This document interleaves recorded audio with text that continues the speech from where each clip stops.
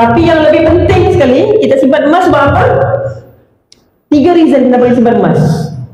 Yang pertama, supaya duit kita tidak bocor. Mesti, saya cakap jangan lagi ada option. Mana bagus saya simpan emas kah, tabung haji kah, ASB? Emas adalah mesti, tuan-tuan.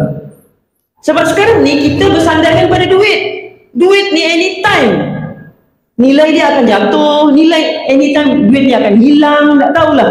Kan orang cakap emas ni keep on naik. Bila emas ni akan berhenti naik harga? Bila duit berhenti dicetak. Agak-agak bila duit ni akan berhenti dicetak?